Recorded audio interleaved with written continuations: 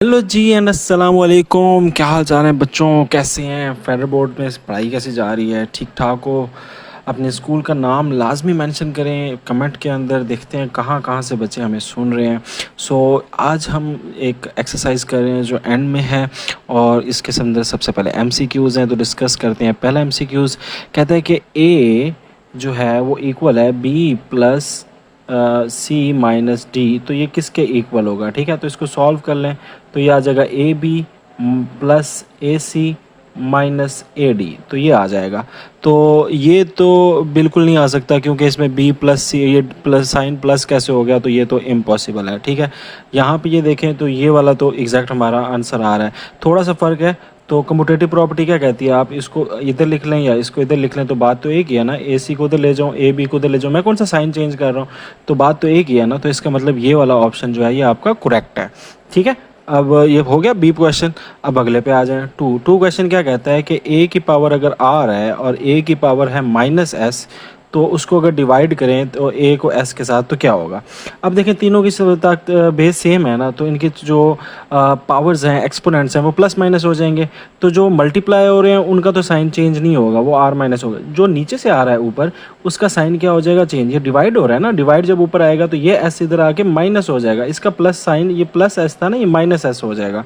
तो ये क्या बन गया? आर, और माइनस माइनस प्लस होता है तो माइनस टू एस आ गया। तो A R is equal to minus two S. अच्छा, ए माइनस टू एस हो गया। तो अब ये ए आर है, तो अभी ये इसको अगर मैं सेपरेट कर लूँ टू एस के साथ, ठीक है, तो ये सेपरेट हो गया। अब ये माइनस टू एस है, ये नीचे जाएगा तो माइनस टू एस है ना, नीचे जाएगा तो क्या हो जाएगा? प्लस हो जाएगा।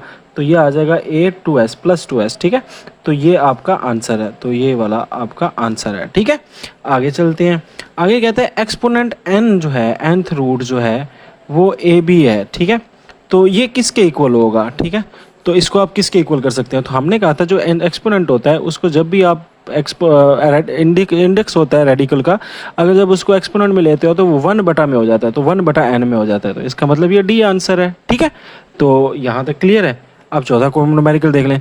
कहता है which number is self multiplicative inverse. तो इसमें से कौन सा वाला नंबर जो है वो सेल्फ मल्टीप्लिकेटिव इनवर्स है, यानी कि उसी को उसी से ज़रब करो तो वही जो आंसर है वो क्या आ जाए? 1 आ जाए। सही है। 3 को अगर आप 3 से मल्टीप्लाई करें तो आंसर कितना आता है? आंसर आपके पास 9 आता है। 1 तो नहीं आया ना। अच्छा, -3 को अगर -3 से मल्टीप्लाई करें तो फिर कितना आता है? +9 आ जाता है। तो ये भी नहीं हो सकता। 0 को जो अगर 0 से मल्टीप्लाई करें तो वो फिर क्या आता है? 0 आता है। तो ये भी नहीं हो सकता। हाँ, -1 को अगर -1 से मल्टीप्लाई करें तो क्या आता है? +1 आता है। तो इसका मतलब ये है कि ये सेल्फ मल्टीप्लिकेटिव इन्वर्स है, यानी 1 का जो मल्टीप्लिकेटिव इन्वर्स है वो -1 ही से करोगे तो वो +1 ही आ जाएगा। ऐसा किसी और केस में नहीं होता। सो -1 में ही हो रहा है। तो ये आपका करेक्ट आंसर है। ठीक है, उसके बाद कहता है कि अगर ए जो है वो बड़ा है, ए जो है वो बड़ा है 0 से। अब ए 0 से बड़ा है, इसका मतलब पॉजिटिव नंबर है। वो +1 हो सकता है, +2 हो सकता है, +3 हो सकता है। ठीक है, बड़े का यही मतलब होता है ना।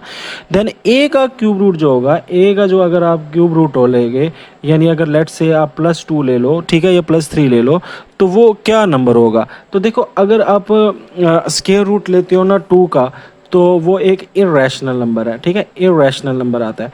मगर अगर स्क्वायर रूट ऑफ 9 लेते हो तो वो आंसर क्या आता है? 3, जो कि क्या है? एक रैशनल नंबर है। तो अब इसमें रैशनल भी हो सकता है और इरेशनल भी हो सकता है, और हमें पता है कि इरेशनल और रैशनल का जो होता है यूनियन, उसको क्या कहते हैं? यानी दोनों अगर मिल जाए, रैशनल भी हो इरेशनल भी हो, तो उसे क्या बोलते हैं? रियल। तो इसका मतलब ये रियल होगा, ना रैशनल होगा, ना इरेशनल होगा, ना इंटीजर होगा, ये रियल नंबर आएगा। ठीक है, तो ये याद रखना है। सही है, क्योंकि अब अगर ए से बड़ा है ना तो वो 2 ले लो, अगर 2 का स्क्वायर रूट लेते हो तो वो तो इरेशनल आएगा, 9 का लेते हो तो रैशनल आ जाएगा। तो इसमें दोनों आ जाएंगे। ठीक है, तो इसलिए इसका आंसर है 5। अच्छा, फिर क्या कहता है? a plus B. अच्छा, a plus B is equal to A, what is the value of b? तो b की वैल्यू क्या होगी? तो देखो, ये है एडिटिव इनवर्स, यानी इसमें a में क्या चीज़ ऐड करें कि a ही रहे?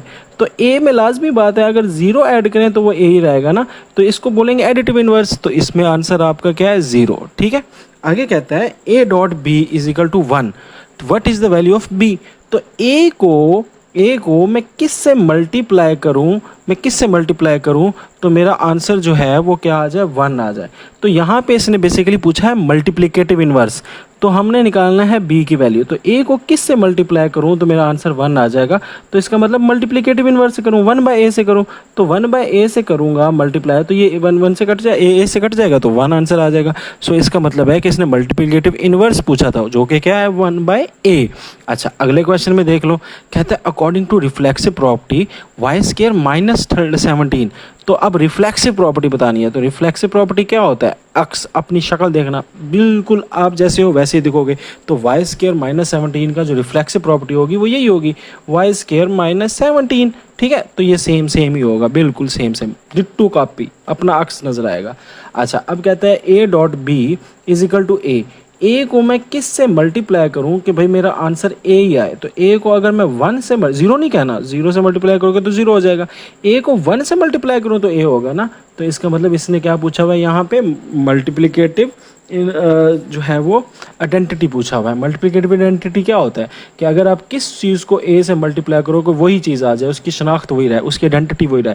तो 1 ना, तो ये इसने मल्टीप्लिकेटिव आइडेंटिटी पूछी थी यहाँ से आपसे। अच्छा, कहता है A dot B is equal to 1, what is B called, B को क्या कहेंगे। तो देखो ए को आपने मल्टीप्लाई किया बी से और आंसर क्या आ गया, 1। तो 1 कब आता है, जब आप उसके इन्वर्स से मल्टीप्लाई करते हो। ठीक है ना, मिसाल के तौर पे a का इन्वर्स क्या होगा, 1/a, तो तभी आंसर 1 आएगा ना। तो यहाँ पे जो b है वो 1/a है, और 1/a क्या है, उसका मल्टीप्लिकेटिव इन्वर्स है। तो जो आप क्या बोलोगे, मल्टीप्लिकेटिव इन्वर्स। ठीक है, मल्टीप्लिकेटिव इन्वर्स। आगे क्या कहता है, commutative property does not hold with respect to. तो एडिशन के साथ हो जाती है, मल्टीप्लिकेशन के साथ हो जाती है, बोथ a एंड b के साथ भी हो सकती है। अगर होल्ड नहीं करती तो सब्ट्रैक्शन के साथ नहीं करती। कैसे, देखो अगर मैं कहूँ 2 माइनस 3 और 3 माइनस 2 इक्वल है, ठीक है, तो अब ये तो इक्वल नहीं है क्योंकि यहाँ पे तो +1 और -1 आ रहा है, तो ये इक्वल नहीं है, तो माइनस में ये होल्ड नहीं करती प्रॉपर्टी। अच्छा जी, नेक्स्ट क्वेश्चन आता है, कहते हैं रिप्रेजेंट करो ईच ऑन नंबर लाइन। इसको अब नंबर लाइन पर जाहिर करना है। तो देखो -5 पूरा है ना, -5 पूरा है, यानी 0 से लेकर 1 -1 -2 -3 माइनस यहाँ तक पूरा चला गया। अच्छा, फिर आगे कितना है जी, आगे कहता है उसके अगला जो है 5वें के बाद जो 6वां शुरू हो रहा है उसके 5 हिस्से करो। तो ये देखो मैंने 5 हिस्से कर दिए, 1 2 3 4 5, 5वां हिस्सा कर दो। और 5वें में से पहला हिस्सा, ये देखो ये पहला हिस्सा है, तो 5वें में से पहला हिस्सा आ गया, तो ये आ गया -5 1/5। तो यहाँ पे होगा -5 पूरा, और अगले जो है 5 हिस्से में से उसमें से एक हिस्सा। तो इस तरह करके आपने इसे रिप्रेजेंट करना है। नेक्स्ट है जी 17/3। इसको मैं चेंज कर लेता हूँ। तो 17/3 को आप 3 को अंदर रखो, बाहर रखो, और 17 को अंदर रखो, तो ये आता है 15। कितने पे आता है, 5 पे, और पीछे कितना बच गया, 2। अगर इसको हम होल नंबर में लिखें तो ये आ जाएगा 3 होल और 2/5, तो और प्लस में। ठीक है, तो इसका मतलब 3 पूरे हैं, ये देखो 3 पूरे हैं, और जो आगे है उसके 5 हिस्से करो, 1 2 3 4 5, और उसमें से कितने हिस्से, दूसरा हिस्सा ये, तो यहाँ पे आपका आ जाएगा 17/3। ठीक है, 17/3, सही है। आगे चलो। अच्छा, अब यहाँ पे रिप्रेजेंट करना है, तो जो दो हमारे पास बाउंड्रीज आ गई हैं, एक है -2 और एक है 4, इसके बीच में है। चूंकि यहाँ पे =2 का निशान नहीं है, सिर्फ x जो है वो बड़ा है, -2 तो बड़ा है, यानी यहाँ तक गया, और 4 से छोटा छोटा इसके बीच में। अगर यहाँ पे कोई निशान और लगा होता है, इस तरह का निशान होता है, तो मैं इसको सर्कल कर देता, या इस तरह का निशान होता तो मैं सर्कल करता। अभी तो नहीं करना, ज़रूरत ही नहीं है। ठीक है, तो लेस देन है, तो -2 से छोटे और आगे। अब ये कहता है कि x जो है वो बड़ा है, बड़ा है, बड़ा है, बड़े का मतलब क्या होता है, बड़े का मतलब है बड़ा ही होता है ना, मतलब राइट साइड पे मूव करना है। ठीक है, राइट साइड पे मूव करना है। एक्स जो है वो बड़ा है और बराबर भी है। ठीक है, बड़ा भी है और बराबर भी है, तो दो बातें पता लगी। तो x जो है वो बड़ा है, तो बड़े का मतलब यह है कि यहाँ से आप इसके आगे 7 8 बना लेना ज़्यादा सारे, और इक्वल है, इक्वल है तो इसलिए मैं इसको सर्कल करूँगा। अब ये निशान लगा हुआ है ना, ये वाला =2 वाला, तो इसलिए मैं ये वाला इसको सर्कल करूँगा। ठीक है, और इससे आगे जा रहा है ना, तो x इससे बड़ा है, तो बड़े में आपने राइट साइड पर जाना है, बड़े में आपने कहाँ जाना है, राइट साइड पर। ठीक है, तो ये राइट साइड यानी 7 8 9 20 में सारे आ जाएंगे। अच्छा, अब ये क्या है जी, write each exponential expression as equal to radical expression and simplified possible. अब इसको हमने क्या करना है, रेडिकल में डालना है, और रेडिकल में डाल के सिंप्लीफाई करना है अगर होता हुआ। अब ये देखो -2 है ना, तो -2, ठीक है, और उसकी पावर कितनी हो जाएगी, 4, और यहाँ पे आपके इसको रेडिकल फॉर्म में यूँ आ जाएगा, क्योंकि 4 के बटा 5 है ना, 1/5 हो गया, तो 5 रेडिकल बन जाएगा। सही है, तो ये सिंपल सिंपल था, ठीक है। इसको फर्दर सिंप्लीफाई करना रहने दें, बस रेडिकल फॉर्म में हो गया ना, बहुत है। वैसे करना है तो कर लें, अगर वो देख लें आंसर में लिखा हुआ है। तो -4 का जब देखो, अगर -2 है ना, तो -2 के ऊपर ताकत क्या है, इवन है। अगर तो ताकत इवन हो ना, तो साइन माइनस जो है वो प्लस हो जाता है, ठीक है। तो इसका आंसर क्या होगा, -2 टाइम्स -2 टाइम्स -2 टाइम्स -2, तो 2 2 ज़ा 4, 4 2 ज़ा 8, 8 2 ज़ा 16, तो 16 आ जाएगा। और ताकत इवन थी ना, तो ताकत इवन हो तो ये +16 हो जाएगा। तो आपने तो बेशक लिखना है तो +16 लिख दें, ठीक है। मज़ीद अगर उसने सिंप्लीफाई का कहा हुआ है तो अच्छा। अब ये देखें, ये क्या है, -27 है ना, तो माइनस इसी तरह रहेगा। 27 जो है वो 3 की पावर होता है, 3 की पावर 3 होता है, और 1/3 हो गया। ये तो 3 3 से कट गया, तो ये क्या बच गया, -3 आपके पास आंसर आ गया। सिंपल सिंपल, ठीक है जी। 16 की पावर 4 है, तो अब ये 16 और इसकी पावर 4 और इसके रूट खत्म किया, तो ये क्या आ जाएगा, 1/2, ठीक है। 1/2 में तो ये 2 1 ज़ा 2 हो गया, ये 2 2 ज़ा हो गया। अच्छा, तो 16 है और इसकी पावर 2 हो गया। 16 खुद जो है वो 2 की पावर 4 होता है, तो 4 और उसके ऊपर 2 हो गया, तो इट्स 2 की पावर 8 आ गया। और 2 की पावर 8 कितनी होती है, तो 2 times 2 times 2 times 2 times 2 times 2 times 2 times 2, तो 1 2 3 4, 1 2 3 4, ठीक है। 2 2 ज़ा 4, 4 2 ज़ा 8, 16 32 64 128, तो 256 आपका आंसर आ जाएगा, 256, ठीक है। तो ये आपका आंसर आ गया। आगे चलते हैं। अच्छा, अब यहाँ पे देखें -8 है, तो पहले इसको -8 को ऐसे ही रहने दें। 9 है और मल्टीप्लाई बाय 1/3 हो जाएगा। 3 3 से कट गया, तो ये 3 आ गया। सो -8 की ताकत आपने 3 ले लेनी है। सो -8 टाइम्स -8 टाइम्स -8। अब ये ताकत देखें इवन है कि ऑड है, ऑड है ना, तो इसमें माइनस आपका रिटेन रहेगा। अच्छा, 8 8 ज़ा 64 और 64 8 ज़ा, ज़रा जल्दी से देख लें कितना होता है। मैं कैलकुलेटर से ही कर लेता हूँ जल्दी से। तो कैलकुलेटर, अच्छा 64 टाइम्स 8 विच इज़ 512, ठीक है। बहुत इजी था ये तो -512 आ गया, ठीक है। तो -512 आपका आंसर आ जाएगा। जब ताकत ऑड होगी ना, तो आपका माइनस रिटेन रहता है, ठीक है। अब ये देखें ये क्या है, तो ये हो गया x की पावर के ऊपर पावर है ना, तो ये हो गया -6, और x 0 के साथ मल्टीप्लाई होगा तो क्या हो जाएगा, 0, ठीक है। 0 ही हो जाएगा ना, x की 0 5 ज़ा 0, और किसी भी चीज़ की ताकत 0 हो तो वो किसके बराबर होती है, 1 के। सो अब आपके पास सिंपल रह गया x -6, और इसको अगर पॉजिटिव में लेके आना हो तो ये क्या हो जाएगा, x की पावर 6 नीचे चला जाएगा ना बटन में, उसकी अगर पावर पॉजिटिव करनी है। अच्छा, अब यहाँ पे देखें, यहाँ पे क्या कह रहा है, इसको सिंप्लीफाई करना है। तो देखो सारे के सारे क्या है, 2 है, और इसकी पावर क्या है, 1 है। तो जो ऊपर वाले होंगे वो आपस में प्लस हो जाएंगे, तो -2 इसी तरह रहेगा, और इसकी पावर सारों की प्लस हो जाएंगी। कैसे, ये 3 हो गया, ऊपर प्लस -4 है ना, इसकी साइन चेंज नहीं होगा, +1 इसका साइन चेंज नहीं होगा। ये जो नीचे से जा रहा है -3, ये ऊपर जाएगा तो इसका साइन चेंज हो जाएगा, ये हो जाएगा +3, ठीक है। तो ये -2 आगे। अब इसको सॉल्व कर लें। 3 और 3 कितना हो गया, 6, 6 में से 4 गया, कितना बचा, 6 में से 4 गया 2, 2 में एक प्लस किया तो ये आ गया 3, ठीक है। दोबारा कर लेते हैं, 3 3 6, 6 में से 4 गया तो पीछे कितना बचा, 2, 2 में से 2 में 1 प्लस किया तो 3, ठीक है। अब इसको अब देखें, ताकत क्या है आपकी, ताकत आपकी क्या है, 3 है ना, तो 3 आपको पता है कि एक ऑड नंबर है, तो इसलिए इसकी जो आंसर आएगा वो माइनस लाजमी लगा होगा। बाकी 2 की ताकत ले लें, 2 2 ज़ा 4, 4 2 ज़ा 8, तो -8 आपका आंसर आ गया इसका, ठीक है।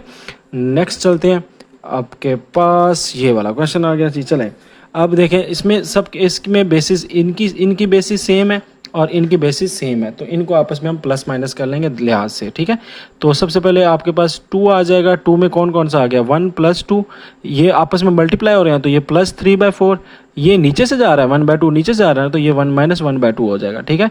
टाइम्स आगे आपके पास क्या आ गया, 3। अच्छा, 3 की पावर्स देख लें कैसे कैसे होंगे, तो इसकी पावर तो 1 है, तो ये 1 आ गया, ठीक है। प्लस इसकी पावर कितनी है, 3/2, तो ये 3/2 हो गया। ये माइनस है ना, ऊपर जाएगा तो क्या हो जाएगा, प्लस हो जाएगा, तो ये आ गया 1/2, ठीक है। अब इनको सॉल्व कर लें, ये तो सिंपल कट रहा है, तो ये तो 3/4 ही आ गया यहाँ पे, ठीक है। और टाइम्स, और ये क्या आ जाएगा, 3, और इसकी आपको लेना पड़ेगा एलसीएम। इसका एलसीएम लेंगे तो ये आ जाएगा 2, और इधर आ जाएगा 2 + 3 + 1। ये 2 कहाँ से आया, देखो 1 था ना उसके नीचे, तो एलसीएम के साथ मल्टीप्लाई करें 1 को तो कितने पे होता है, 2 पे ना, इसलिए ऊपर वाले को भी 2 से मल्टीप्लाई कर दिया, एलसीएम वाला रूल है ना। तो ये आ जाएगा 6, तो अच्छा ये हो गया 2^3/4 टाइम्स 3 की पावर ये आ जाएगा 6/2, ये आ जाएगा 2^3/4 टाइम्स, तो ये कितना हो जाएगा 3^6/2, तो ये कैंसिल हो गया, तो ये कितना आ गया 3, सो ये आ जाएगा 3^3। तो अब यहाँ पर ये हो गया। अब चूंकि ना बेस सेम है ना एक्सपोनेंट सेम है, तो ये वक्रे वक्री रहेंगे, तो ये आ जाएगा 2^3 √4 टाइम्स 3^3। इसको सॉल्व कर लें, 3×3 = 9, 9×3 = 27, तो आपका ये आंसर आ जाएगा 27 होल 4 2^3। ठीक है, ये आपका आंसर आ जाएगा। सही है, तो नेक्स्ट चलते हैं। अच्छा जी, ये कुछ स्टेटमेंट्स हैं, इसमें कह रहा है कि determine whether each statement is true और फॉल्स। कौन सी ट्रू है कौन सी फॉल्स। इफ फॉल्स है तो फिर उसको आपने स्टेटमेंट को ट्रू शो करना है कि गिव एग्जांपल्स के साथ प्रूफ करना है। सो कहता है every rational number is an integer. सबसे पहले तो इंटीजर्स बताए ना क्या होते हैं। इंटीजर्स होते हैं 0, +1, +2, +3 ये सारे, और -1, -2 और ये सारे। ठीक है, तो कहते हैं एवरी रैशनल नंबर जो होता है वो इंटीजर होता है। तो रैशनल नंबर क्या होते हैं, रैशनल नंबर वो होते हैं जिनको आप बटा में लिख सकते हो, जैसे 2/3। तो 2/3 का क्या आंसर आता है 1.33333 2/3 का आंसर आता है 0.66666। तो अब 0.66 तो इसमें नहीं आ रहा ना, ये तो पूरे पूरे नंबर है ना, ये तो एक किस्म के -1 -2 पूरे के पूरे नंबर है। तो जबकि रैशनल नंबर में डेसिमल भी आ जाते हैं, तो आपका स्टेटमेंट क्या हो जाएगी फॉल्स। और इसके बाद आपने एग्जांपल देनी है, let's say 2/3 is a rational number. ठीक है, rational number but not a integer. ठीक है, तो ये आपने एग्जांपल के साथ इसको बता देना। अच्छा, अब ये कह रहे हैं every real number is an irrational number, तो आप क्या कहोगे फॉल्स। नहीं भाई, रियल नंबर जो है एवरी रियल नंबर इरेशनल नहीं हो सकता। Real number can be rational और इरेशनल। ठीक है, दोनों हो सकता है, बोथ। ठीक है, तो सो लेट्स से जिस तरह जो है 5 जो है 5 इज रैशनल, 5 इज, या आप कहना 5 is real number but not irrational. ठीक है, इरेशनल तो नहीं है ना, 5 एक रियल नंबर है बट इरेशनल तो नहीं है ना। अच्छा, कहता है every irrational number is a real number. हाँ, यस, तो ये ट्रू कह रहा है। ठीक है, इसको आगे एक्सप्लेन करने की जरूरत है, क्योंकि इरेशनल क्या होता है, रियल नंबर होता है। रियल नंबर में दोनों आते हैं, रैशनल और इरेशनल। ठीक है, तो every irrational number real number है but every real number irrational नहीं है, वो उल्टा हो जाएगा। अच्छा, every integer is a rational number, तो जो भी इंटीजर होगा वो रैशनल नंबर होगा। तो ये भी क्या है ट्रू। कैसे, देखो अगर एक आपके पास इंटीजर है -2, तो अब आप इसको बटा में लिख सकते हो ना, -2/1। तो रैशनल तो वो होते हैं ना जिसको आप फ्रैक्शन में लिख सको। इसी तरह +4 है, ये एक इंटीजर है। ठीक है, तो आप इसको 4/1 लिख सकते हो ना रैशनल। तो ये एवरी इंटीजर जो होता है वो रैशनल नंबर होता है। यहाँ तक सही है बात।